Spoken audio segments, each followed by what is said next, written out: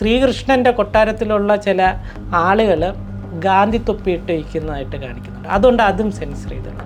Alexander India ആക്രമിച്ച സമയത്ത് പുരോരവസ് രാജാവിൻ്റെ ഒരു ചെറുത്തുനിൽപ്പ് ഇതാണ് കാണിച്ചത്. അപ്പോൾ ഇത് ഒരു വെസ്റ്റേണേഴ്സിനെതിരായിട്ടുള്ള ഒരു പടമാണെന്ന് പറഞ്ഞിട്ട് അത് സെൻസർ ചെയ്ത് കളഞ്ഞു. ഇന്ത്യൻ ഫിലിംസ് എന്താ ഇങ്ങനെ, ആദ്യം തന്നെ ശ്വാസകോശം സ്പഞ്ച് പോലെയാണ് അത്. പിന്നെ ഒരു സ്ത്രീയെ ഉപദ്രവിക്കുന്ന സ്ത്രീകളെ ഉപദ്രവിക്കാൻ പാടില്ല, അല്ലെങ്കിൽ ഹെൽമെറ്റ് ഇട്ടുകൊണ്ട്. ഇതെന്ന് വെച്ചാൽ ക്രിയേറ്റിവിറ്റി അങ്ങേയറ്റം ദോഷം ചെയ്യുന്നതാണ്.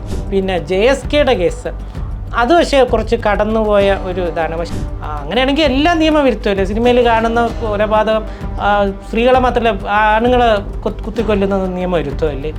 UAE 3 വയസ്സിന് മേളിൽ UA3, UA13 13 വയസ്സിന് മേളിലുള്ളത്, പിന്നെ UA16+, ഇങ്ങനെ 3 കൂടെ UAE സ്പ്ലിറ്റ് ചെയ്തുകൊണ്ടായിരുന്നു. ഇങ്ങനെ സർട്ടിഫൈ ചെയ്യുക എന്നുള്ളതാണ്.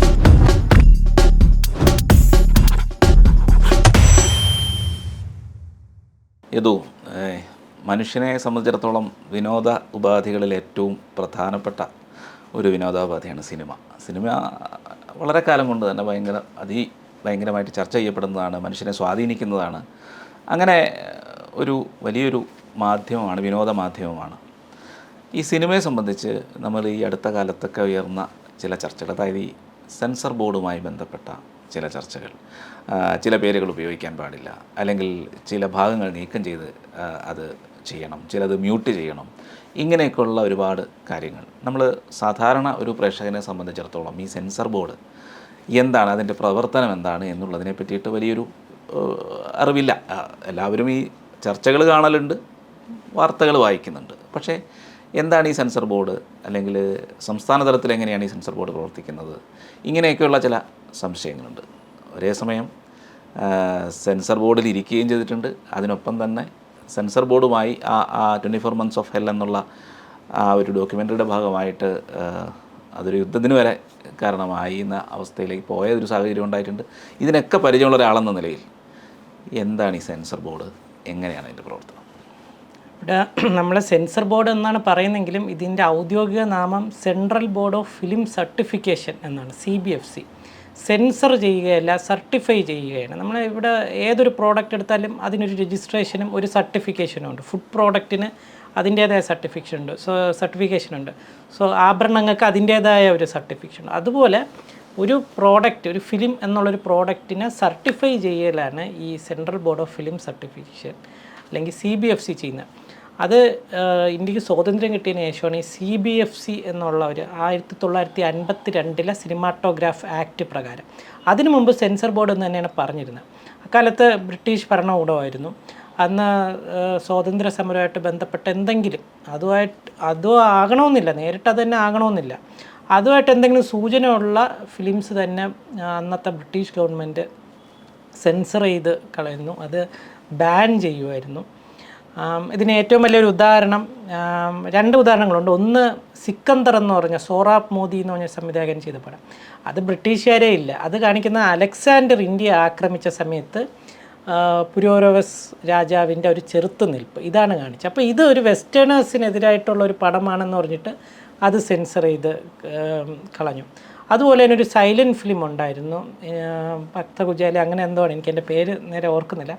അതിൽ ശ്രീകൃഷ്ണൻ്റെ കൊട്ടാരത്തിലുള്ള ചില ആളുകൾ ഗാന്ധി തൊപ്പിയിട്ട് വയ്ക്കുന്നതായിട്ട് കാണിക്കുന്നുണ്ട്. അതുകൊണ്ട് അതും സെൻസർ ചെയ്ത് കളഞ്ഞു. ഇതാണ് ആ ബ്രിട്ടീഷ് ഭരണകാലത്തുള്ള. പിന്നെയാണ് ഈ central board of film certification certify ചെയ്യുക എന്നുള്ളതാണ്. അപ്പോൾ എനിക്ക് പേഴ്സണലായിട്ട് ഞാൻ ഈ CBFCയിൽ 2 വർഷം അഡ്വൈസറി പാനൽ മെമ്പറുമായിരുന്നു. അതിനു മുമ്പ് ഒരു തവണ ഇവരുമായിട്ട് ഏറ്റുമുട്ടിയിട്ടുമുണ്ട്. അപ്പോൾ ആ എനിക്ക് പേഴ്സണലായിട്ടൊരു എക്സ്പീരിയൻസ് ഉണ്ട്. നമ്മളിപ്പം ഇനി എളുപ്പത്തിന് സെൻസർ ബോർഡ് തന്നെ പറയാം, ഈ സെൻസർ ബോർഡുമായിട്ട്.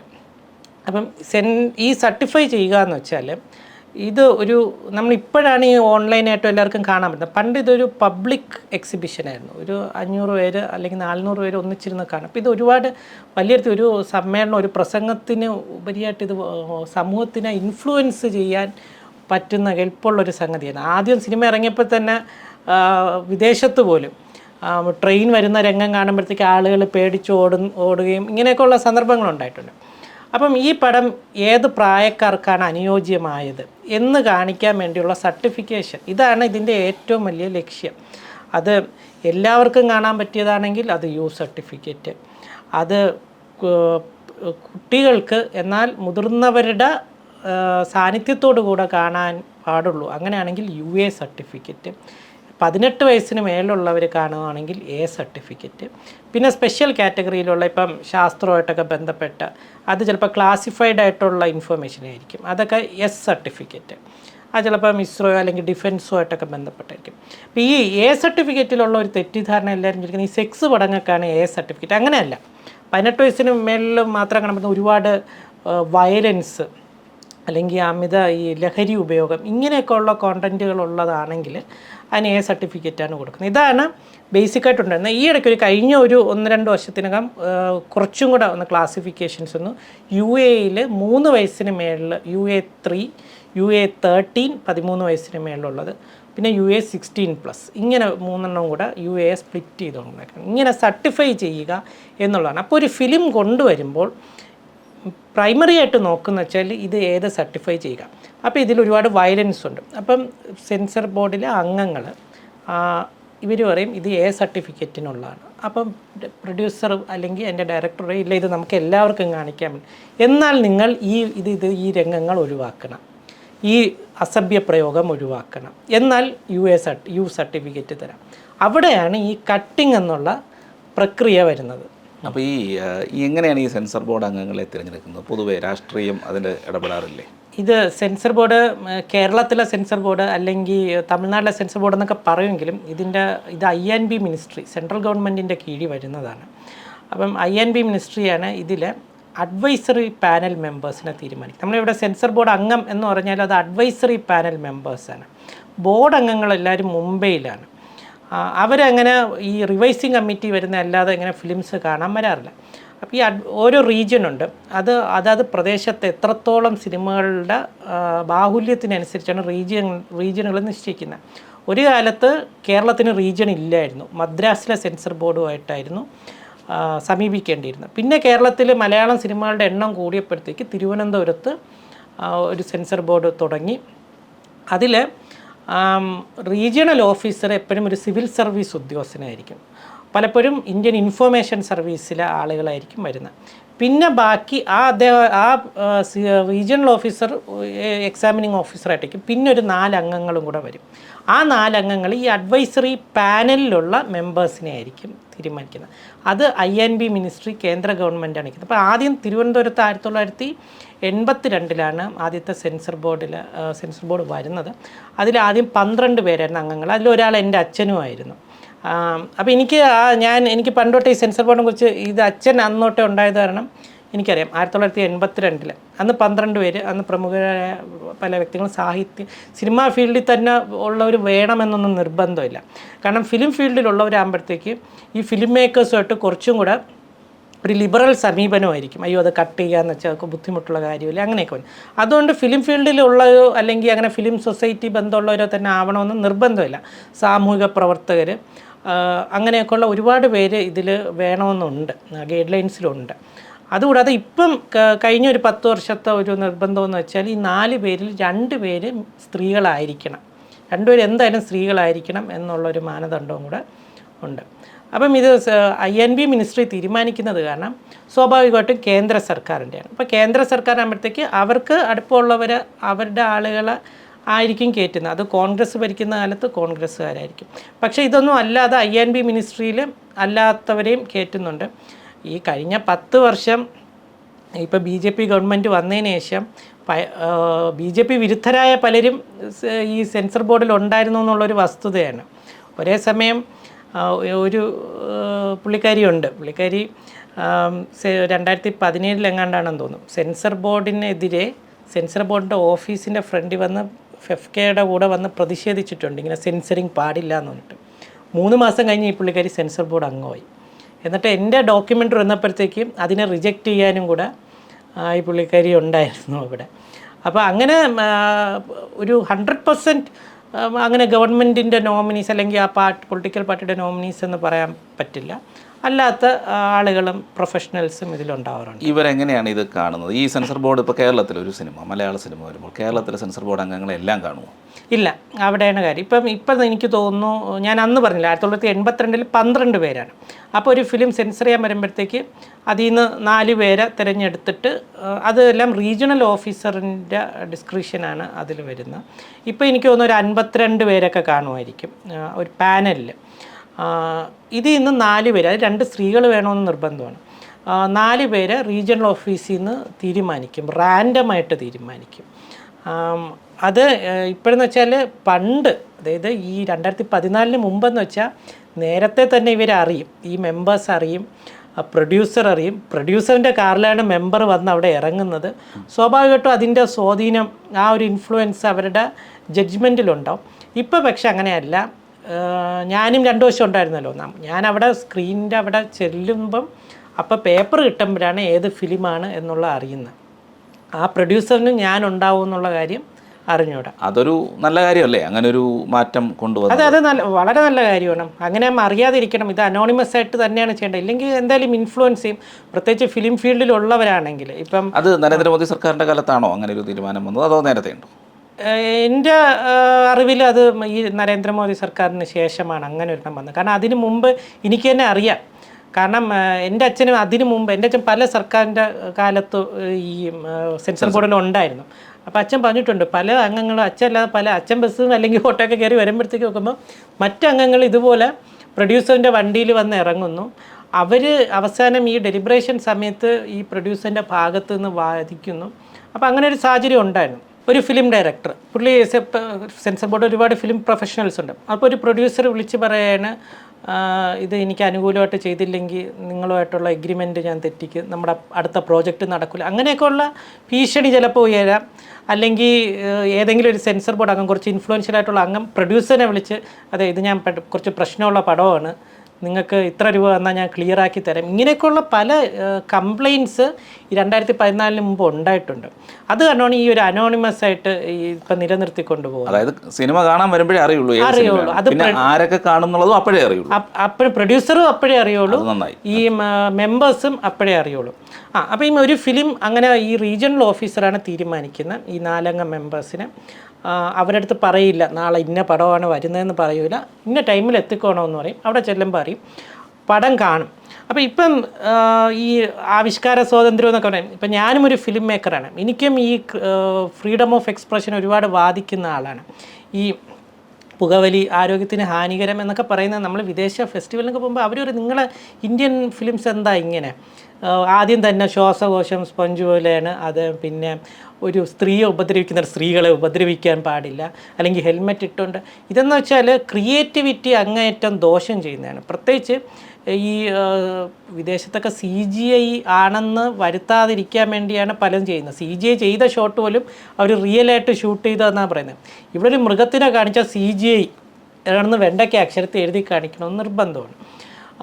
അത് മാത്രമല്ല, ഇപ്പം എനിക്കിപ്പം ഒരു വില്ലൻ കഥാപാത്രം, ഒരു നെഗറ്റീവ് ഷെയ്ഡുള്ള കഥാപാത്രം, അയാളെല്ലാം നിയമം ലംഘിക്കുന്ന ഒരു കഥാപാത്രമായിട്ടാണ് എനിക്ക് കാണിക്കേണ്ടത്.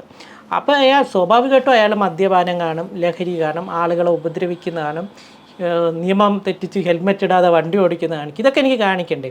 അപ്പം സെൻസർ ബോർഡ് പറയും ഇതൊന്നും കാണിക്കാൻ പാടില്ല, അല്ലെങ്കിൽ ഇതിൻ്റെ താഴെ ഇത് എഴുതണം എന്നൊക്കെ പറഞ്ഞാൽ നമ്മുടെ ആ ഒരു ആവിഷ്കാരത്തിന് ഹനിക്കുന്ന രീതിയിലുള്ളതാണ്. ഒന്ന് ആലോചിച്ച് നോക്കുക, രവിവർമ്മ ചിത്രം സീതയെ രാവണൻ തട്ടിക്കൊണ്ടുവന്ന ചിത്രത്തിൻ്റെ താഴെ സ്ത്രീകളെ ആക്രമിക്കരുത് എന്ന് പറഞ്ഞൊരു താഴെ ഒരു വലിയ ഡിസ്ക്ലെയിമർ എഴുതി വെച്ച് ആ ചിത്രത്തിൻ്റെ ഭംഗി എങ്ങനെ ഇരിക്കും? അങ്ങനെയാണെങ്കിൽ എല്ലാ നിയമവിരുദ്ധമല്ലേ? സിനിമയിൽ കാണുന്ന കൊലപാതകം സ്ത്രീകളെ മാത്രമല്ല ആണുങ്ങളെ കുത്തിക്കൊല്ലുന്നത് നിയമവിരുദ്ധമല്ലേ? പക്ഷേ ഇതിൻ്റെ പ്രശ്നം എന്ന് വെച്ചാൽ ഇതൊന്നും സെൻസർ ബോർഡ് പറഞ്ഞിട്ടല്ല ഇത് ചെയ്യിക്കുന്നത്. ഈ പുകവലിയുടെയും ലഹരിയുടെ എല്ലാം ആൻറ്റി നാർക്കോട്ടിക്സ് ഡിപ്പാർട്ട്മെൻറ്റ് കൊടുത്ത ഗൈഡ് ലൈനാണ്. മൃഗങ്ങളുടേത് ആനിമൽ വെൽഫെയർ ബോർഡ് കൊടുക്കുന്ന ഗൈഡ് ലൈനാണ്. സ്ത്രീകളുടേത് വിമൻ ആൻഡ് ചിൽഡ്രൻ വെൽഫെയർ ബോർഡിൻ്റെ നിയമമാണ്. ഇങ്ങനെ സർക്കാരിൻ്റെ വേറെ പല ഡിപ്പാർട്ട്മെൻറ്റുകളും സെൻസർ ബോർഡിനെ കൊണ്ട് ചെയ്യിപ്പിക്കുന്നതാണ്. ഇല്ലെങ്കിൽ ഇതിൻ്റെ കേസ് സെൻസർ ബോർഡിനും കൂടെ വരും. ലഹരി ഉപയോഗിക്കുന്നത് പ്രോത്സാഹിപ്പിക്കാൻ സെൻസർ ബോർഡ് കൂട്ടുന്നു എന്ന് പറഞ്ഞിട്ട് സെൻസർ ബോർഡിനും കൂടെ ഇത് വരും. അതുകൊണ്ടാണ് താല്പര്യം ഇല്ലെങ്കിൽ പോലും ഞാൻ അങ്ങുമാകുമ്പോഴത്തേക്ക് എനിക്കിത് പുകവലി രംഗത്ത് നോട്ട് ചെയ്ത് വെക്കണം, അവിടെ ഡിസ്ക്ലെയിമർ ഇല്ല, അല്ലെങ്കിൽ ഇത് വെക്കണം. കാരണം സർക്കാരിൻ്റെ ഈ പല ഡിപ്പാർട്ട്മെൻറ്റുകളുടെയും ഈ ഒരു സമ്മർദ്ദമുണ്ട്. ഇത് ഈ ചെറിയ ഫിലിമുകളുടെ ചെറിയ ഇൻസ്റ്റൻസൊക്കെ സെൻസർ ബോർഡ് ഓഫീസിൽ ചെന്ന് ഈ പ്രതിഷേധം ചെയ്യുന്ന സിനിമാ സംഘടനകൾ 500-600 കോടിക്കൊക്കെ സിനിമ എടുക്കുന്ന വലിയ പ്രൊഡ്യൂസേഴ്സ്മാർ, അവരൊന്ന് ഒരു പെറ്റീഷനുമായിട്ടൊന്ന് കോടതിയിൽ പോയിട്ട് ഇത് ക്രിയേറ്റിവിറ്റിയുടെ ഒരു പ്രശ്നമാണ്, അല്ലെങ്കിൽ ഇത് സിനിമയിൽ ചേർക്കണ്ട, സിനിമ തുടങ്ങുന്നതിന് മുമ്പ് തിയേറ്ററുകാർ കാണിച്ചാൽ പോരെ ഈ ഡിസ്ക്ലെയിമറുകളെല്ലാം. ഇത് സിനിമയ്ക്കുള്ളിൽ ആ ഒരു ഫിലിമിൽ തന്നെ ഈ വെട്ടിയൊട്ടിച്ച് കാണിക്കുന്ന എന്തിനാണ്? അപ്പം ഇങ്ങനെയുള്ള കുറച്ച് ഗൈഡ് ലൈൻസ് ഉണ്ട്. പിന്നെ ഈ വയലൻസിൻ്റെയും അസഭ്യ പ്രയോഗങ്ങളുടെ ഇതൊക്കെ ആണെങ്കിൽ A സർട്ടിഫിക്കറ്റ്. ഇത് നമ്മൾ സർട്ടിഫൈ ചെയ്ത് നമ്മൾ ഫിലിം കഴിഞ്ഞ ശേഷം ഒരു ഡിസ്കഷൻ ഉണ്ടാവും റീജിയണൽ ഓഫീസറുമായിട്ട്. ഡിസ്കഷന് ശേഷം തീരുമാനങ്ങളെടുക്കും. എന്നിട്ട് പ്രൊഡ്യൂസർ അല്ലെങ്കിൽ പ്രൊഡ്യൂസറിൻ്റെ ഡയറക്ടറിൻ്റെ റെപ്രസെൻറ്റേറ്റീവ് വരും, അവരുമായിട്ട് സംസാരിക്കും. അവർക്കപ്പോൾ 2 ഓപ്ഷനാണ്. ഒന്നുകിൽ നമ്മൾ പറയുന്നതായിട്ട് എഗ്രി ചെയ്യുക, അവർക്ക് ഡിഫെൻഡ് ചെയ്യാം. ഇപ്പം നമ്മളൊരു ധാരണയിൽ എത്തിയില്ലെങ്കിൽ അടുത്ത നടപടി എന്ന് വെച്ചാൽ റിവൈസിങ് കമ്മിറ്റിയിലോട്ട് പോകുക എന്ന് വെച്ചാൽ, ഈ റീജിയണൽ കമ്മിറ്റിക്ക് 4 മെമ്പേഴ്സാണെങ്കിൽ റിവൈസിങ് കമ്മിറ്റിക്ക് 12 മെമ്പേഴ്സും ഒരു ബോർഡ് മെമ്പറുമാണ്. ബോർഡ് മെമ്പർ ഞാൻ നേരത്തെ പറഞ്ഞു 12 പേര് മുംബൈയിലുള്ള. അപ്പം പണ്ട് ഓരോ റീജിയണിനും ഒരു ബോർഡ് മെമ്പർ ഉണ്ടായിരുന്നു. കേരളത്തിനൊരു ബോർഡ് മെമ്പർ, തമിഴ്നാടിനൊരു ബോർഡ് മെമ്പർ, അങ്ങനെ ഉണ്ടായിരുന്നു. പക്ഷേ കേരളത്തിൽ ഷാജിയൻ കരുണായിരുന്നു ബോർഡ് മെമ്പർ. 2014 മോദി അധികാരത്തിൽ വന്നപ്പം ഫാസിസ്റ്റ് ഭരണത്തിൻ്റെ കീഴിൽ എനിക്ക് പ്രവർത്തിക്കാൻ വയ്യ എന്ന് പറഞ്ഞിട്ട് പുള്ളി ആ സ്ഥാനം രാജിവെച്ചു. പുള്ളി ആ സ്ഥാനം രാജിവെച്ചെന്നേ ഉള്ളൂ. വേറെ കേന്ദ്ര ഗവൺമെൻറ് വേറെ പല പദ്ധതികളിലും NFTCയിലും ഒക്കെ പുള്ളി വേറെ സ്ഥാനങ്ങൾ വാങ്ങിച്ചു, അത് വേറെ കാര്യം. എന്തായാലും ആ 2014 ശേഷം കേരളത്തിനൊരു ഡെഡിക്കേറ്റഡ് ആയിട്ടൊരു ബോർഡ് മെമ്പർ ഇല്ല. അത് കാരണം ഈ റിവൈസിങ് കമ്മിറ്റി പലപ്പോഴും മുംബൈയിൽ നടത്താറുണ്ട്, അല്ലെങ്കിൽ തമിഴ്നാട്ടിലെയോ അല്ലെങ്കിൽ ഹൈദരാബാദിലെയോ ബോർഡ് മെമ്പർ കേരളത്തിൽ വന്ന് വേറെ 12 അംഗങ്ങളുമായിട്ട് ചേർന്നിട്ട് അടുത്തൊരു തീരുമാനം എടുക്കും. ആ തീരുമാനത്തിലും ഒരു തീർപ്പുണ്ടായില്ലെങ്കിൽ പിന്നെ കോടതിയെ സമീപിക്കുക എന്നുള്ളതാണ്. ഇതാണ് ഇതിൻ്റെ ഒരു സെൻസർ ബോർഡിൻ്റെ ഒരു നടപടിക്രമം. ഈ അടുത്ത കാലത്ത് ചർച്ചയായ 2 സിനിമകൾ, ഒന്ന് എമ്പുരാനും ഒന്ന് JSK. ഇതിലാണ് ഈ ചർച്ചകൾ നടന്നത്. ഒന്ന് രാജ്യവിരുദ്ധ അല്ലെങ്കിൽ അങ്ങനെ ഒരു സീനുകളുണ്ട്, അല്ലെങ്കിൽ അങ്ങനെ ഒരു കഥയാണ് എന്നൊക്കെയാണ് എമ്പുരാനെതിരെ ഉയർന്നത്. അന്ന് സെൻസർ ബോർഡ് അംഗങ്ങളായിട്ടുള്ളവർ സിനിമ കണ്ടോ എന്നറിയില്ല, പക്ഷേ അവർക്കെതിരെയൊക്കെ സോഷ്യൽ മീഡിയയിൽ വളരെ വിമർശനങ്ങൾ ഉയർന്നിരുന്നു. ഇപ്പോൾ JSK ആ പേര് മാറ്റുന്നത്, ജാനകി എന്നുള്ള പേര് ഒഴിവാക്കണം. അപ്പോൾ ഇങ്ങനെയുള്ള തീരുമാനങ്ങൾ അത് നീതീകരിക്കുന്നതാണോ? JSKയും എമ്പുരാനും ഇവിടുത്തെ പ്രശ്നം എന്ന് വെച്ചാൽ, ചിലർക്ക് അവർക്ക് താല്പര്യമില്ലാത്ത പടങ്ങൾ വരുമ്പോഴത്തേക്ക് ഇതെന്തുകൊണ്ട് സെൻസർ ചെയ്ത്, ഇവിടുത്തെ സെൻസർ ബോർഡ് ഉറങ്ങുമായിരുന്നു എന്നൊക്കെ ചോദിക്കും. അവർക്ക് ആവശ്യമുള്ള പടം സെൻസർ ചെയ്താൽ പറയും ഇവിടുത്തെ ഇത് ആവിഷ്കാര സ്വാതന്ത്ര്യത്തിലുള്ള കടന്നുകയറ്റം എന്നൊക്കെ പറയും. ഇപ്പോൾ ഒരേ സമയം തന്നെ ഇപ്പം ഇവിടെ എന്തെങ്കിലും ഒരു കൊലപാതകമോ എന്തെങ്കിലുമൊക്കെ നടന്നാൽ ഇത് ഇവിടുത്തെ ഫിലിംസിൻ്റെ കുഴപ്പമാണ് എന്ന് പറഞ്ഞുകൊണ്ട് പറയും. സീരിയലുകളിൽ തെറ്റായ സന്ദേശം വരുന്നു, എന്തുകൊണ്ട് സീരിയലുകൾ സെൻസർ ചെയ്യുന്നില്ല എന്ന് ഒരേ സമയം പറയുന്നവർ. ഇവരുടെയൊക്കെ ഫേസ്ബുക്ക് നോക്കിയാൽ മതി. അതേസമയം ഇവർക്ക് വേണ്ടപ്പെട്ടവരുടെ ആരുടെയെങ്കിലും ഒരു പടം സെൻസറിന് പ്രശ്നം വരുവാണെങ്കിൽ നേരെ നിലപാടങ്ങ് മാറ്റും, ഇത് ആവിഷ്കാര സ്വാതന്ത്ര്യത്തിൽ കൈകടത്തലാണെന്നൊക്കെ പറയും. ഇപ്പം എമ്പുരാൻ്റെ കേസിൽ ശരിക്കും പറഞ്ഞാൽ സെൻസർ ബോർഡായിട്ട് ഇടപെട്ടിട്ടില്ല. സെൻസർ ബോർഡിൻ്റെ ഭാഗത്തു നിന്ന് ഒരു കട്ടും പറഞ്ഞിട്ടില്ല. ഇത് ഫിലിം മേക്കേഴ്സ് തന്നെ വോളണ്ടറി ആയിട്ട് അവർ പോയി രണ്ടാമത് കട്ട് ചെയ്തതാണ്, അല്ലാതെ സെൻസർ ബോർഡിൻ്റെ ഭാഗത്തുനിന്ന് കട്ട് ചെയ്തിട്ടില്ല. പിന്നെ ചിലർക്ക് വാദിക്കാം ഇങ്ങനെ ചിലപ്പോൾ പ്രോബ്ലമാറ്റിക് ആയിട്ടുള്ള കഥയിലുള്ള പ്രശ്നങ്ങളുണ്ട്, അല്ലെങ്കിൽ ചില സംഘടനകൾ മോശമായിട്ട് പറയുന്നുണ്ട്. ഇത് സെൻസർ ബോർഡിനായിട്ട് ഇതിലൊരു നിലപാട് എടുക്കാൻ പറ്റില്ല. കാരണം ഒരു വ്യക്തിയെ, ആ വ്യക്തിയുടെ പേരും അതേപോലത്തെ രൂപസാദൃശ്യമൊക്കെ വെച്ച് പറയുവാണെങ്കിൽ നമുക്ക് ആവശ്യപ്പെടാം, NOC ആവശ്യപ്പെടാം, അല്ലെങ്കിൽ ആ വ്യക്തിക്ക് സ്വന്തം നിലയ്ക്ക് തന്നെ കേസിന് പോവാം. പക്ഷെ അതുമല്ലാതെ അതുമായിട്ടൊരു ബന്ധമില്ലാത്ത ആയിട്ട് അവതരിപ്പിക്കുകയാണ്, അല്ലെങ്കിൽ ഒരു സംഘടനയെ അവതരിപ്പിക്കുകയാണെങ്കിൽ സെൻസർ ബോർഡ് അങ്ങനെ അത് കട്ട് ചെയ്യണമെന്ന് പറഞ്ഞാൽ ഇവർക്ക് അത് കോടതിയിൽ പോയാൽ അത് നേരെ വിപരീതമായിട്ടേ ബാധിക്കുള്ളൂ. കാരണം ഇത് പണ്ടൊരു ഫിലിമിൽ ജഗദീഷ് ശ്രീകുമാർ പറഞ്ഞാൽ ഇത് എന്നെ ഉദ്ദേശിച്ച് പറഞ്ഞതാണ് എന്ന് പറഞ്ഞാൽ ആ ഒരു സെറ്റപ്പായി പോകും. അതുകൊണ്ട് അങ്ങനെയുള്ള കേസുകൾ വരുമ്പോഴത്തേക്ക് സെൻസർ ബോർഡിന് അങ്ങനെ ആക്ഷൻ എടുക്കാൻ പറ്റില്ല. അല്ലാത്തത് വേണമെങ്കിൽ കട്ട് ചെയ്യാം, ഒരു വ്യക്തി ഉള്ള ഒരാളെ പേരെടുത്ത് പറയുവാണെങ്കിൽ. ചില ഫിലിംസ് ഞാനുള്ളപ്പോഴും എൻ്റെ അച്ഛനുള്ളപ്പോഴും പറഞ്ഞിട്ടുള്ള ചില ഫിലിംസ് സെൻസർ ബോർഡ് ഇങ്ങനെ ഒരു കട്ട് ചെയ്ത് വിവാദമാക്കി ഒരു പ്രസ് കോൺഫറൻസ് നടത്തി കുറച്ച് പബ്ലിസിറ്റി കിട്ടാം എന്ന് ഉദ്ദേശിച്ചുകൊണ്ട് തന്നെ അങ്ങനെ പ്ലാൻ ചെയ്തുകൊണ്ട് തന്നെ ഫിലിംസിൽ പ്രത്യേകിച്ച് ഇവിടെ കേരളത്തിലാണെങ്കിൽ RSSനെ അധിക്ഷേപിച്ചുകൊണ്ട് RSS എന്ന് പറയില്ല, പക്ഷേ ആ ഒരു യൂണിഫോമും ഒക്കെ കാണിച്ചുകൊണ്ട് വരും. അപ്പം സെൻസർ ബോർഡ് ഇത് അങ്ങനെ പേരെടുത്ത് പറയത്തോണ്ട് ഓക്കെ ആക്കി വിടും. അപ്പോൾ ഇവർ എടുത്ത് ചോദിക്കല്ല മറ്റടുത്ത് പ്രശ്നമില്ലേ, അല്ല കുഴപ്പമില്ല എന്ന് പറയുമ്പോൾ അവർക്ക് ഉടനെ അവരുടെ മുഖത്തൊരു നിരാശ നമുക്ക് കാണാം. ഈ പടങ്ങളെല്ലാം ഫ്ലോപ്പാണ്. ഞാൻ ഈ പടങ്ങൾ ആരും അറിഞ്ഞിട്ടുമില്ല. ഇങ്ങനെ കുറേ പടങ്ങളുണ്ട്. അവരെന്നിട്ട് എന്ത് ചെയ്യുമെന്ന് വെച്ചാൽ ഇവർ ഈ പ്രശ്നമുള്ള ഭാഗം മാത്രം ക്ലിപ്പാക്കി ഫേസ്ബുക്കിൽ ഇടും. അപ്പോൾ ആരെങ്കിലും വന്ന് കമൻ്റ് ഇടുമല്ലോ. അങ്ങനെ കുറച്ച് ആരെങ്കിലും ഒരു 100 കമൻ്റ് ഇടുന്ന ഒരാൾ വല്ല ചീത്തവിളിയും പറഞ്ഞാൽ ഉടനെ ഇവരുടെ മാധ്യമ സുഹൃത്തുക്കൾ വഴി സൈബർ ആക്രമണം എന്നൊക്കെ പറഞ്ഞ് അങ്ങനെ ഒരു പോപ്പുലാരിറ്റി ഉണ്ടാക്കിയെടുക്കാനൊരു ശ്രമം കഴിഞ്ഞൊരു 10 വർഷമായിട്ട് ഇവിടെ കേരളത്തിലെ പല ഫിലിംസും കാണുന്നുണ്ട്. പക്ഷേ ഈ ഇടയ്ക്കൊരു മലയാളം ഫിലിം എനിക്കൊന്ന് കഴിഞ്ഞ വർഷം കണ്ട് റിലീസ് ചെയ്തതാണ്. ഞാൻ ഫിലിമിൻ്റെ പേര് പറയുന്നില്ല, ഇനി അതുവരെ അവർക്ക് പബ്ലിസിറ്റി ഇട്ടുണ്ട്. അവർ പ്രകടമായിട്ട് തന്നെ RSSനെയും പ്രവർത്തകരെയും അധിക്ഷേപിക്കുന്ന ഒരു പടമാണ്. പക്ഷെ എന്തുകൊണ്ട് സെൻസർ ബോർഡ് ഇതിലൊന്നും കൈവച്ചില്ല? അത് കാരണം അവർക്ക് ഈ രീതിയിൽ പബ്ലിസിറ്റി എടുക്കാൻ പറ്റില്ല. അവസാനം പ്രൊഡ്യൂസേഴ്സ് അസോസിയേഷൻ്റെ കണക്ക് വന്നപ്പം 4 കോടിക്കെടുത്ത പടം അവർക്ക് ആകെ കിട്ടിയ 15 ലക്ഷം രൂപ. മനസ്സിലായില്ലേ? അപ്പോൾ ഒരു അനാവശ്യമായിട്ടൊരു ഇടപെടൽ ആണ് അവർ ആഗ്രഹിക്കുന്ന, അതാണ് സെൻസർ ബോർഡിൻ്റെ ഭാഗത്തുനിന്ന്. അതില്ലാത്തത് കാരണം അവർക്ക് സാമ്പത്തിക നഷ്ടമാണ്. പക്ഷേ എന്നിട്ടും ഇവർ OTTയിൽ ഇറക്കുന്ന സമയത്ത് ഈ പ്രശ്നമുള്ള ഭാഗങ്ങൾ മാത്രം ക്ലിപ്പായിട്ട് ഫേസ്ബുക്കിൽ ഇറക്കി, എന്നിട്ട് കുറച്ച് പേരെ ഒന്ന് ട്രിഗർ ചെയ്ത് പിന്നെയും കോൺട്രവേഴ്സി ഉണ്ടാക്കി പോപ്പുലാരിറ്റി നേടാനുള്ള ശ്രമങ്ങൾ നടത്തുന്നുണ്ട്. അപ്പം എൻ്റെ അഭിപ്രായത്തിൽ സെൻസർ ബോർഡ് പക്വതയുള്ള ഒരു സമീപനം തന്നെയാണ് ഇക്കാര്യങ്ങളിൽ വേണ്ടത്. അനാവശ്യമായിട്ടൊക്കെ കട്ട് ചെയ്യാൻ പോയാലും അതേസമയം നമുക്ക് ലഹരി ഉപയോഗങ്ങളെല്ലാം ഞാൻ ഉണ്ടായിരുന്നൊരു ഫിലിമിൽ ഏകദേശം 1.5 മിനിറ്റ് കഞ്ചാവ് ചുരുട്ടുന്നതും ആ ഒരു പ്രോസസ്സ് മൊത്തം കാണിച്ചു. അപ്പം നമ്മൾ ആ ഡയറക്ടർ ഇതിൽ പ്രത്യേകിച്ച് റീജിയണൽ ഓഫീസർ അതിൽ ഇടപെട്ടു. അത് 10 സെക്കൻഡ് കാണിക്കാൻ പറഞ്ഞു. അപ്പോൾ പുള്ളി പറഞ്ഞു ഇത് A സർട്ടിഫിക്കറ്റിന് എന്നെ നമ്മൾ ഉദ്ദേശിക്കുന്ന പിന്നെ ആ ക്യാരക്ടർ അങ്ങനെയാണെന്ന് കാണിക്കാനാണ്. അപ്പം A സർട്ടിഫിക്കറ്റ് എന്ന് പറഞ്ഞാൽ എന്തും കാണിക്കാമെന്നുള്ള ഒരു ലൈസൻസ് അല്ല. അത് മാത്രമല്ല ക്യാരക്ടർ ഇങ്ങനെയുള്ള ആളാണെന്ന് എസ്റ്റാബ്ലിഷ് ചെയ്യാൻ 10 സെക്കൻഡ് പോരെ. ഇയാൾ കഞ്ചാവ് ചുരുട്ട് ഇത് 1.5 മിനിറ്റ് അയാൾ അതിനെ മണപ്പിച്ച് അതും ഇതൊക്കെ ആക്കിയെന്ന് വെച്ചാൽ ഇത് കാണുന്നവർക്ക് അതൊരു മോട്ടിവേഷനാണ്. ഇങ്ങനെയുള്ള കാര്യങ്ങൾ ഇവർക്കാർക്കും ചലഞ്ച് ചെയ്യാൻ പറ്റില്ല. കോടതി പോയാലും കോടതി സെൻസർ ബോർഡിന് അനുകൂലമായിട്ടുള്ള വിധിയെ വരും.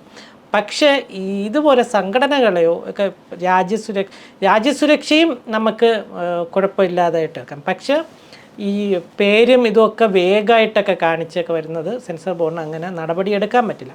എമ്പുരാൻ്റെ കേസിൽ സെൻസർ ബോർഡിൻ്റെ ഭാഗത്തുനിന്ന് പക്വതയുള്ള സമീപനമാണെന്നാണ് എനിക്ക് എൻ്റെ പേഴ്സണലായിട്ടുള്ള ഒപ്പീനിയൻ.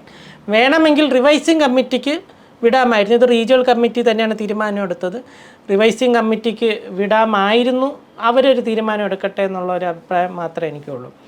പിന്നെ JSKയുടെ കേസ് അത് പക്ഷേ കുറച്ച് കടന്നുപോയ ഒരു ഇതാണ്. പക്ഷേ അത് എനിക്ക് തോന്നുന്നത് ഞാൻ മനസ്സിലാക്കിയെന്ന് വെച്ചാൽ JSKക്ക് റീജിയണൽ കമ്മിറ്റി സർട്ടിഫിക്കറ്റ് കൊടുത്തിരുന്നു. അത് പക്ഷേ ഇപ്പോൾ എന്ന് വെച്ചാൽ മുംബൈയിൽ നിന്നാണ് സർട്ടിഫിക്കറ്റ് ഇഷ്യൂ ചെയ്യുന്നത്. അപ്പം അവിടെ നിന്ന് ആരോ ഇടപെട്ടിട്ടാണ് ഇങ്ങനൊരു പ്രശ്നം ഉണ്ടായത്. അത് സെൻസർ ബോർഡ് അല്ലാതെ പൊളിറ്റീഷ്യൻസ് ആരുമല്ല. പ്രത്യേകിച്ച് ഇപ്പം ജാനകി എന്നുള്ള ഒന്നാമത് എങ്ങനെയാണെങ്കിൽ ഭാവിയിൽ ഹിന്ദു പേരുകളെ വയ്ക്കാൻ പറ്റില്ല. കാരണം ഓരോ ദൈവത്തിന് 1000 പേരുകൾ വെച്ചിട്ടുണ്ട്, സഹസ്രനാമങ്ങൾ വെച്ചിട്ടുണ്ട്. അങ്ങനെ ദൈവങ്ങളെ മെൻഷൻ ചെയ്യുന്നു പറഞ്ഞിട്ട് അങ്ങനെ ഒരു പ്രശ്നം ഉണ്ടാക്കേണ്ട ആവശ്യമില്ലായിരുന്നു. അതിലെന്താണ് നടന്നതെന്ന് എനിക്കറിയില്ല. പക്ഷേ അവിടെ ഒരു പക്വത കുറവ് കണ്ടിരുന്നു അങ്ങനെ ഒരു പേര് വെച്ചതിൻ്റെ പുറകിൽ. യദു അന്ന് അടിയന്തരാവസ്ഥയെക്കുറിച്ചുള്ള ഡോക്യുമെൻ്ററി ചെയ്തപ്പോൾ അന്ന് എന്തായിരുന്നു സംഭവം? അത് ചർച്ചയും വാർത്തയും ഒക്കെ ആയല്ലോ. ഞാനും ഈ നിയമത്തിന് ഫോളോ ചെയ്യുന്ന ആളാണ്. അപ്പം എനിക്ക് താല്പര്യമില്ലാത്ത വന്നാലും അത് നിയമപരമാണെങ്കിൽ ഓക്കെ. അതിപ്പം ഈ ജൂറിയുടെ വിധി അന്തിമമാണ് എന്നൊക്കെ വിശ്വസിക്കാൻ. ഇപ്പം ഞാനൊരു കോമ്പറ്റീഷന് പങ്കെടുത്തു, അവാർഡ് കിട്ടിയില്ല. എന്നെങ്ങോട്ട് മോശപ്പെട്ട ഒരാൾക്ക് അവാർഡ് കിട്ടിയാലും അവിടെ ചോദ്യം ചെയ്യാൻ പോയിട്ട് കാര്യമില്ല. ജൂറിയുടെ വിധി അവരുടെ ജഡ്ജ്മെൻറ്റ് അതാണെങ്കിൽ ഓക്കെ. അത് നമ്മൾ ഇല്ലെങ്കിൽ അത് തെറ്റായൊരു കീഴ്വഴക്കമാണ്. എല്ലാവരും ഇപ്പോൾ ഒരു 100 പേര് മത്സരിക്കണമെങ്കിൽ എല്ലാവരും കൂടെ ചോദ്യം ചെയ്യാൻ ചെന്നാൽ ഇതിലൊരു തീർപ്പുണ്ടാവില്ല. അപ്പം സെൻസർ ബോർഡിൽ എനിക്ക് ഏറ്റുമുട്ടേണ്ടി വന്ന ഒരു അവസ്ഥ എന്ന് വെച്ചാൽ ഞാൻ 21 Months of Hell എന്നൊരു ഡോക്യുമെൻ്ററി ചെയ്തു. ഇത് അടിയന്തരാവസ്ഥ കാലത്തെ പീഡനമുറകളെക്കുറിച്ചാണ്. അപ്പം പീഡനമുറ എന്ന് വെച്ചാൽ പലർക്കും ഉരുട്ടലറിയാം. പക്ഷെ ഉരുട്ടൽ മാത്രമല്ല, പട്ടിപ്പൂട്ട്, ഡബിൾ ആക്ഷൻ ഇങ്ങനെയൊക്കെ പറഞ്ഞിട്ട് 12 ഇനം പീഡനമുറകൾ ഞാൻ സെലക്ട് ചെയ്തു. അല്ലാതെ വേറെ കുറേ ഉണ്ടായിരുന്നു. എന്നിട്ടിതിനെ അന്ന് ആരും വീഡിയോ ഒന്നും എടുത്തിട്ടില്ലല്ലോ. അതുകൊണ്ട് ഞാൻ ആക്ടേഴ്സിനെ ഉപയോഗിച്ചിട്ട് ഇത് റീഎനാക്ട് ചെയ്തു. ഇത് അനുഭവിച്ചവരുടെ ഇൻ്റർവ്യൂ എടുത്ത് അങ്ങനെ ഒരു ഡോക്യുമെൻ്ററി ചെയ്തു. അപ്പോൾ ഇത് സെൻസർ ബോർഡിൽ, തിരുവനന്തപുരം സെൻസർ ബോർഡിൽ പോയപ്പോഴത്തേക്ക് ഞാൻ ഈ പറഞ്ഞ ഏതാനും മാസങ്ങൾക്ക് മുമ്പ് സെൻസർ ബോർഡിനെ ചീത്ത വിളിച്ച ആൾ സെൻസർ ബോർഡിൽ വരുവാണ്. സെൻസറിങ്ങേ പാടില്ല എന്ന് പറഞ്ഞാണ്. അപ്പോൾ ഈ പുള്ളിക്കാരിയൊക്കെ പിന്നെ ഈ റീജിയണൽ ഓഫീസർ ഇവരെക്കൂടെ ഈ പടത്തിന് സർട്ടിഫിക്കറ്റ് തരില്ല. ഞാൻ സർട്ടിഫിക്കറ്റിനാണ് സമീപിച്ചത്, കാരണം വയലൻസ് ഉള്ളതുകൊണ്ട് സർട്ടിഫിക്കറ്റ് തരില്ല എന്ന് പറഞ്ഞു. അപ്പം അവർ അതിന് പറഞ്ഞ കാരണങ്ങളെന്ന് വെച്ചാൽ ഒന്നാമത് വയലൻസ് ഉണ്ട്. അപ്പം ഞാൻ പറഞ്ഞു ഓക്കെ, പീഡനമുറകളെക്കുറിച്ചുള്ളതാണ്. രണ്ടാമെന്ന് വെച്ചാൽ ഇതിന് തെളിവ് എവിടെയെന്ന്, ഇത്രയും പീഡനമുറകൾ നടന്നതിനുള്ള തെളിവ് എവിടെയെന്ന് വെച്ചു. അപ്പം ഞാൻ പറഞ്ഞു ഇത് അനുഭവിച്ചവരുടെ ഇൻ്റർവ്യൂ ആണ്, ഇത് അനുഭവിച്ച് ഇതിൻ്റെ കഷ്ടപ്പാടുകൾ അവർ നേരിട്ട് വന്ന് പറയല്ലേ. അപ്പോൾ ഇവരുടെ NOC എവിടെയെന്ന് ഞാൻ പറഞ്ഞു, അവർ ഇന്ന ആൾ പറഞ്ഞു എന്ന് പറഞ്ഞിട്ടല്ല പറഞ്ഞത്, അവർ നേരിട്ട് വന്ന് അപ്പിയർ ചെയ്യണം. അപ്പോൾ അതിലെന്തിനാണ് NOC? പിന്നെ ഗാന്ധിയെ ഞാൻ അപമാനിച്ചു എന്ന് പറഞ്ഞിട്ട് അതിന് പറയാൻ കാര്യം എന്ന് വെച്ചാൽ എൻ്റെ ഇതിലൊരു രംഗമുണ്ട്, ബോലോ ഭാരത് മാതാ കി ജയ്, ബോലോ ഗാന്ധിജി കി ജയ് എന്ന് ജനാധിപത്യവാദികളെ വിളിച്ചപ്പം അക്കാലത്തെ പോലീസ് ഒരു ഓഫീസർ വന്ന് ഇവരെ അടിച്ചിട്ട് പറഞ്ഞ് ചത്ത ഗാന്ധിക്ക് ജയ് വിളിക്കാതെ ജീവിച്ചിരിക്കുന്ന ഗാന്ധിക്ക് ജയ് വിളിക്കണമെന്ന്. അത് ഇന്ദിരാഗാന്ധിക്ക് വേണ്ടി. ഇത് ശരിക്കും നടന്നൊരു സംഭവമാണ്. അപ്പോൾ ഇതിൻ്റെ ഒരു സീൻ ആ ഡോക്യുമെൻ്ററിയിലുണ്ട്. അപ്പോൾ പറഞ്ഞ് ഇത് ചത്ത ഗാന്ധി എന്നൊക്കെ പറഞ്ഞ് നമ്മുടെ രാഷ്ട്രപിതാവിനെ അപമാനിച്ചു എന്നൊക്കെ പറഞ്ഞു. അപ്പം ഞാൻ ഇത് ഞാൻ പറഞ്ഞുതരാം, ഇത് അക്കാലത്തൊരു പോലീസുകാരൻ പറഞ്ഞതാണ്, അന്നത്തെ ഒരു SI പറഞ്ഞതാണ്. അത് ഇപ്പം ഞാനത് പറഞ്ഞതേ ഉള്ളൂ. ഇപ്പോൾ പത്രത്തിൽ ഒരാളൊരു വാർത്ത റിപ്പോർട്ട് ചെയ്താൽ ആ റിപ്പോർട്ട് ചെയ്യുന്ന ആളെ അറസ്റ്റ് ചെയ്യാൻ പറ്റുമോ കൊലപാതകത്തിൻ്റെ? അതുപോലെ റിപ്പോർട്ട് ചെയ്തതേ ഉള്ളൂ. അപ്പോൾ എന്തായാലും ഇവർ പറഞ്ഞു ഇത് നമുക്കിവിടെ സർട്ടിഫൈ ചെയ്യാൻ പറ്റില്ല, റിവൈസിങ് കമ്മിറ്റിക്ക് വിടുക എന്ന് പറഞ്ഞു. അപ്പോൾ ഞാൻ പറഞ്ഞു ഓക്കെ, അതാണ് നിയമമെങ്കിൽ റിവൈസിങ് കമ്മിറ്റി പോയിട്ട് ഞാൻ അവിടെ കൺവിൻസ് ചെയ്തോളാം എന്ന് പറഞ്ഞു. ഇവിടെ പ്രശ്നം വന്നു വെച്ചാൽ റിവൈസിങ് കമ്മിറ്റിക്ക് ഇവർ ഫോർവേഡ് ചെയ്യും, ഇന്ന് ഫോർവേഡ് ചെയ്യും, നാളെ ഫോർവേഡ് ചെയ്യുമെന്നും പറഞ്ഞിട്ട് ഒരാഴ്ച കഴിഞ്ഞു, 2 ആഴ്ച കഴിഞ്ഞു. ഞാനപ്പം വിളിക്കുന്നുണ്ട് ആഴ്ച വരും, ചിലപ്പോൾ എൻ്റെ ഫോൺ എടുക്കില്ല, വിളിച്ചിട്ട് അത് അറിയിക്കാമെന്ന് പറയും. 2 മാസം 3 മാസം 4 മാസം സംഭവം ഇവർ ഈ ഫയലേ അങ്ങ് പൂർത്തി. അതായത് ഇവർ ഇതൊരു കോൺസ്റ്റൻ്റ് ഒരു ലിംബോ സ്റ്റേറ്റ്. കാരണം പുറത്താരും കാണരുത്. ചിലപ്പോൾ ഇവർക്കറിയാം ഇത് മുംബൈയിൽ പോയാൽ ഇതിന് ചിലപ്പോൾ ക്ലിയർ ചെയ്യും എന്ന് മനസ്സിലാക്കിക്കൊണ്ടായിരിക്കാം ഇങ്ങനെ ഇത് ഫോർവേഡ് ചെയ്യാതിരുന്നത്. ആ ഒരു ടൈമിൽ ഞാൻ കുറച്ച് മാധ്യമ സുഹൃത്തുക്കളും പത്രത്തിൽ ദി ഹിന്ദുവിലൊക്കെ വാർത്ത വന്നു, ഇങ്ങനൊരു പടത്തിന് റിവൈസിങ് കമ്മിറ്റിയിലോട്ട് പോലും പോകാൻ പറ്റാതെ കിടക്കുകയാണ്. അങ്ങനെ അത് ഹിന്ദുവിൽ വന്നതും ടൈംസ് നൗ, CNN ഇതുപോലെയുള്ള റിപ്പബ്ലിക് പോലത്തേക്കുള്ള നാഷണൽ മീഡിയ ഇടപെട്ട് വാർത്തയാക്കി, വലിയ വാർത്തയാക്കിയപ്പോൾ അന്ന് ഉച്ചയ്ക്ക് എനിക്ക് സെൻസർ ബോർഡിൽ നിന്ന് കോൾ വന്നു, നിങ്ങൾക്ക് അത് റിവൈസിങ് കമ്മിറ്റിക്ക് അയച്ചിട്ടുണ്ട് എന്ന് പറഞ്ഞിട്ട്. റിവൈസിങ് കമ്മിറ്റിയിൽ പോയി, മുംബൈയിലായിരുന്നു അത്.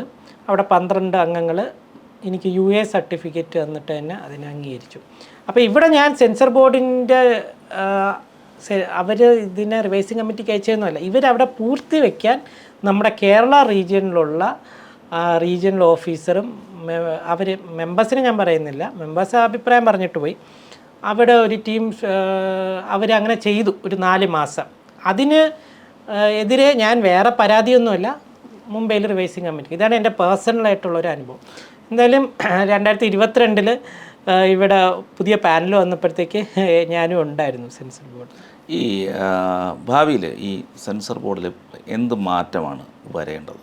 അതായത് ഇങ്ങനെയുള്ള പ്രശ്നങ്ങൾ നമുക്കിതെല്ലാം ഒന്നും ഒഴിവാക്കാൻ കഴിയില്ല, എപ്പോഴും വിവാദങ്ങളുണ്ടാവും. പക്ഷേ എന്നാലും എല്ലാവർക്കും കഴിയുന്ന രീതിയിൽ, നന്നാകുന്ന രീതിയിൽ, ഒപ്പം ആവിഷ്കാര സ്വാതന്ത്ര്യത്തെയൊക്കെ ഏകദേശമൊക്കെ ഓക്കെ ആകുന്ന രീതിയിൽ ഒരു മാറ്റം എന്ത് വരുത്താൻ കഴിയും? ഇത് ഇപ്പം OTT പ്ലാറ്റ്ഫോമുകളിൽ ഓൺലൈൻ കോണ്ടൻറ്റുകളെ സെൻസർ ചെയ്യണം എന്നുള്ള ഒരു ചർച്ച നടക്കുന്നുണ്ട് സെൻട്രൽ. അത് എന്ന് വരുമെന്ന് അറിഞ്ഞിട്ടുണ്ട്. എനിക്ക് തോന്നുന്നൊരു 3 വർഷം മുമ്പേ അതിൻ്റെ പ്ലാനിങ് തുടങ്ങിയിട്ടുണ്ട്. എന്ന് വരുമെന്ന് അറിഞ്ഞിട്ടുണ്ട്. ഇപ്പം നിലവിൽ അങ്ങനെയില്ല. ഈ സ്ട്രീമിംഗ് പ്ലാറ്റ്ഫോമുകളിൽ സെൻസർ ചെയ്തത് തന്നെ വരണമെന്നില്ല. അതൊന്ന് വരാൻ സാധ്യത ഉള്ളവരാണ്. രണ്ടാമത്തത് ഇനി എൻ്റെ പേഴ്സണലായിട്ടുള്ള ആഗ്രഹങ്ങൾ ഞാൻ പറയാം. ഒന്ന് ഈ ശ്വാസകോശം സ്പഞ്ച് പോലെയാണ്, പിന്നെ ഈ താഴെയുള്ള ഡിസ്ക്ലൈമർ, CGI അങ്ങനെയുള്ള സാധനങ്ങളുടെ ഒന്നും ആവശ്യമില്ല. ഇങ്ങനത്തെ അറിയിപ്പുകൾ, പബ്ലിക് അനൗൺസ്മെൻറ്റുകൾ വേണമെങ്കിൽ തിയേറ്ററുകാർ ഫിലിമിന് മുമ്പ് കാണിക്കട്ടെ. ഇത് ഈ ഫിലിമിൽ ഒട്ടിച്ച് ചേർത്ത് വെക്കേണ്ട കാര്യമല്ല. അത് രണ്ടും. മൂന്നാമത് ഇവിടെ ചില ആളുകൾ സെൻസർ ബോർഡേ വേണ്ട, അങ്ങ് നിരോധിക്കണം എന്ന് പറഞ്ഞ ടീമാണ്. അതിനോട് ഞാൻ യോജിക്കുന്നില്ല. കാരണം ചില നിയന്ത്രണങ്ങൾ വേണം. ആവിഷ്കാര സ്വാതന്ത്ര്യം എന്നൊക്കെ പറഞ്ഞാലും ഒന്ന് രാജ്യസുരക്ഷയുടെ കേസ്, രണ്ടാമത് കലാപങ്ങൾ അഴിച്ചുവിടാൻ സാധ്യത ഉള്ള പ്രശ്നങ്ങൾ, പിന്നെ ചില ആളുകളെ ഡിഫെയിം ചെയ്യാനുള്ള കാര്യങ്ങൾ, ഇങ്ങനെയുള്ളതെല്ലാം ഒരു നിയന്ത്രണം വേണം. ഇപ്പം അങ്ങനെയുള്ള ഇപ്പം റാസക്കാർ എന്നുകൊണ്ടൊരു ഒരു ഫിലിം തെലുങ്കിൽ വന്നിരുന്നു. അത് ഈ ഹൈദരാബാദ് ലിബറേഷൻ സമയത്തുള്ളതാണ്. അപ്പം അന്ന് അവിടുത്തെ നിസാമിൻ്റെ കീഴിലുള്ള ഈ റാസക്കാർസ് ഹിന്ദുക്കളോട് ചെയ്ത പല ക്രൂര കൃത്യങ്ങളുടെയും ദൃശ്യാവിഷ്കാരമാണ്. അവർ സെൻസർ ബോർഡ് ആവശ്യപ്പെട്ട കാരണം ഓരോന്നിൻ്റെയും ചരിത്ര രേഖകൾ സബ്മിറ്റ് ചെയ്തു.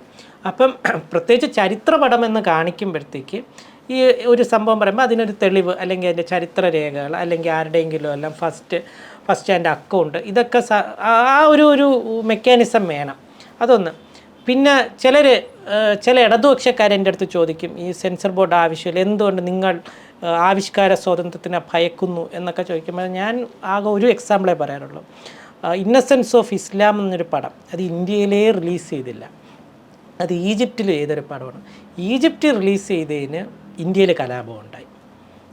എത്രയോ പേര്, എനിക്കൊന്ന് 20 പേരെങ്ങാണ്ട് ആ കലാപത്തിൽ മരിക്കുകയുണ്ടായി. ഈ ഇന്ത്യയിൽ റിലീസ് പോലും ചെയ്തില്ല. അപ്പോൾ ഒന്ന് ആലോചിക്കുക, ആ പടം ഇന്ത്യ റിലീസ് ചെയ്തിരുന്നെങ്കിലുള്ള അവസ്ഥ.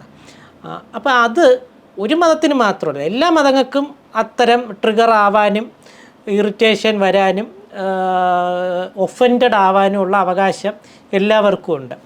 അപ്പം എന്നാലും കുറേയൊക്കെ ലിബറലായിട്ട് പ്രോഗ്രസീവായിട്ട് തന്നെ സമീപനം വരുത്തി സെൻസർ ബോർഡ് ഇപ്പോൾ ഉള്ളതിനെ കൊണ്ട് കുറച്ചും കൂടെ അയവ് വരുത്തിയിട്ട് ആർക്കെങ്കിലും എന്തെങ്കിലും പ്രശ്നം ഉണ്ടെങ്കിൽ സംഘടനകൾ നേരിട്ട് ഇതിനെതിരെ പരാതിക്ക് പോകണം. സെൻസർ ബോർഡ് പരാതിക്ക് വേണ്ട. ഇപ്പോൾ എനിക്കെതിരെയുള്ള ഒരു പടം ഇറങ്ങുന്നെങ്കിൽ സെൻസർ ബോർഡ് അതിനെ തടയാൻ നിൽക്കാതെ ഞാൻ നേരിട്ട് അവരുമായിട്ട് പോകണം. അതുകൊണ്ട് അങ്ങനെയാണ് US ഹോളിവുഡിലും ഒക്കെ ഉള്ളത്. അങ്ങനെ ഒരു സമീപനം വരണമെന്നാണ് എൻ്റെ ഒരു ആഗ്രഹം.